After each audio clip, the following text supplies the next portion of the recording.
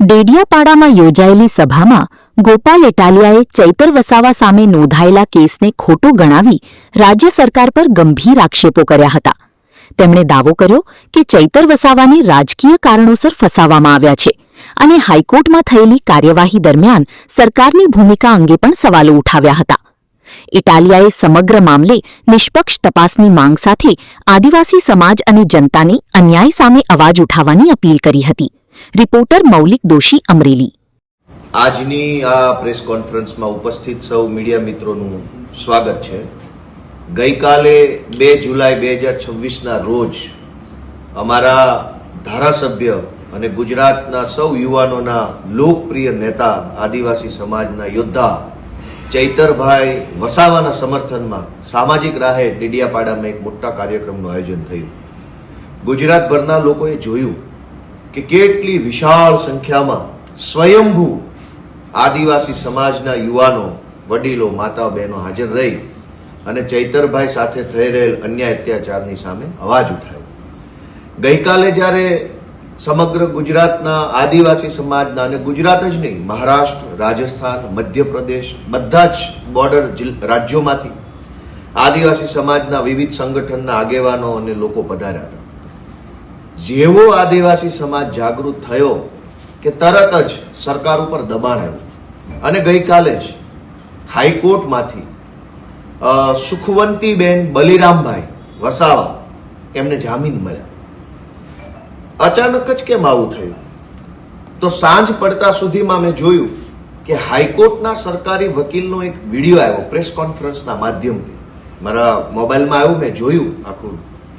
હાઈકોર્ટના સરકારી વકીલ પ્રેસ માધ્યમથી એવું કહેતા હતા કે એમને મુખ્યમંત્રી ભૂપેન્દ્રભાઈ પટેલે અને ગૃહમંત્રી હર્ષભાઈ સંઘવીએ સૂચના આપી કે સુખવંતીબેનના જામીન અરજી હાઈકોર્ટમાં આવે તો એનો વિરોધ કરવો નહીં અને જામીન અપાવી દેવા.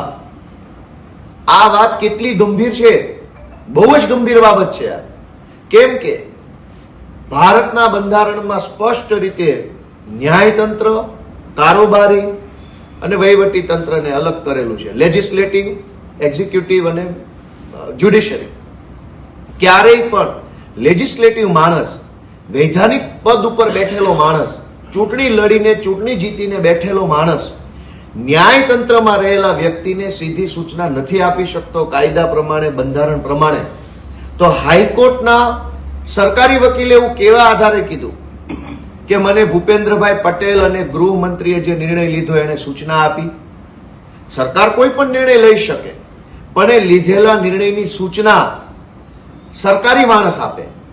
વૈધાનિક માણસ જે છે, સંસદીય માણસ છે, ચૂંટણી લડેલો જીતેલો પાર્ટીનો માણસ છે, એને સૂચના નથી આપવાની. સરકારે ધારો કે નિર્ણય કર્યો તો સરકાર એના કાયદા વિભાગને સૂચના આપે. કાયદા વિભાગના સચિવ, મદદનીશ સચિવ, અધિક સચિવ, સેક્શન ઓફિસરો, ઉપસચિવ બધું જ છે. સરકારના નિર્ણયની જાણ કાયદા વિભાગને થાય. કાયદા વિભાગના સચિવ એના ઉપસચિવોને જાણ કરે, ઉપસચિવ સેક્શન ઓફિસરને કહે, સેક્શન ઓફિસર એ સરકારી વકીલને જાણ કરે અને સરકારી વકીલ એ સરકારના નિર્ણયનો અમલ કરે. પણ આ આખા કેસમાં કાલે હાઈકોર્ટના સરકારી વકીલના એક નિવેદનથી ભાજપનો ભાંડો ફૂટ્યો. અમે પહેલા દિવસથી કહીએ છીએ કે ચૈતર વસાવાને ફસાવવામાં આવ્યા છે. કેવી રીતે? કે સૌથી પહેલા ચૈતર વસાવા જ્યારે 2022ની વિધાનસભાની ચૂંટણી જીત્યા એ વખતે ભાજપના પ્રદેશ પ્રમુખ પાટીલે એને પક્ષ પલટો કરાવવા માટે ખૂબ મહેનત કરી, પણ ચૈતર વસાવાએ એની વાત માની નહીં. પક્ષ પલટો કરવામાં એ માન્યા નહીં. તો એને ખોટી રીતે જેલમાં પૂરવામાં આવ્યા, ખોટી એફઆઈઆરો કરવામાં આવી. એ પછી તે ચૈતર વસાવા પક્ષ પલટો કરવા માટે ભાજપમાં જોડાવા તૈયાર ન થયા. તો અહીંયા ગૃહમંત્રીની સભાઓ થઈ કે હવે ચૈતર વસાવાને ચૂંટણીઓમાં હરાવી દઈએ. ગૃહમંત્રીની બે વખત સભાઓ થઈ. એ પછી પણ ચૈતર વસાવા નમતું ન મૂક્યું તો કેન્દ્રીય ગૃહમંત્રીની ડેડિયાપાડામાં સભાઓ થઈ.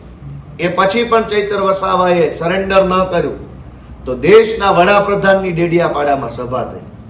એ પછી પણ ચૈતર વસાવાને ચૂંટણીમાં હરાવી શકાયા નહીં.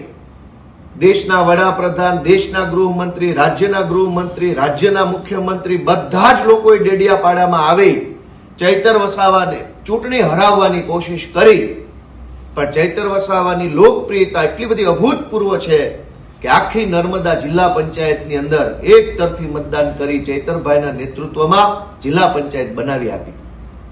એ પછી ભાજપને એવું લાગ્યું કે ચૈતર વસાવાને ચૂંટણીમાં નહીં હરાવી શકાય, હવે એને અદાલતમાં હરાવવો પડે, જેલની સજા કરાવવી પડે. તો ષડયંત્ર થયું અને ગઈકાલે સરકારી વકીલે જ કીધું કે મુખ્યમંત્રી ભૂપેન્દ્ર પટેલ અને હર્ષ સંઘવીને આ બધી જ વાતની જાણ છે. એણે જ સૂચનાઓ આપી સરકારી વકીલોને, એણે જ સજા પડાવવા માટે થઈ પોલીસને, વકીલને, સાક્ષીને, પંચોને વગેરેને સૂચનાઓ આપી અને એણે જ આખે ખોટી ઘટનાક્રમની અંદર એક ચૂંટાયેલા ધારાસભ્યને જેલમાં પુરાવાનું કામ કર્યું. એ વાતનો ભાંડો ફૂટી ગયો. શું કામ? કે ચૂંટણીમાં હરાવી શકાયા નહીં ચૈતર વસાવાને, તો અદાલતમાં હરાવવા માટેનું ષડયંત્ર થયું. મારે સ્પષ્ટ રીતે ગુજરાતભરની જનતાને એમ કહેવું છે કે હાઈકોર્ટના સરકારી વકીલ એવું કહે છે કે એમને હર્ષ સંઘવી અને ભૂપેન્દ્રભાઈ પટેલે સૂચના આપી ચૈતર વસાવાના કેસમાં. આ કેટલું વ્યાજબી છે?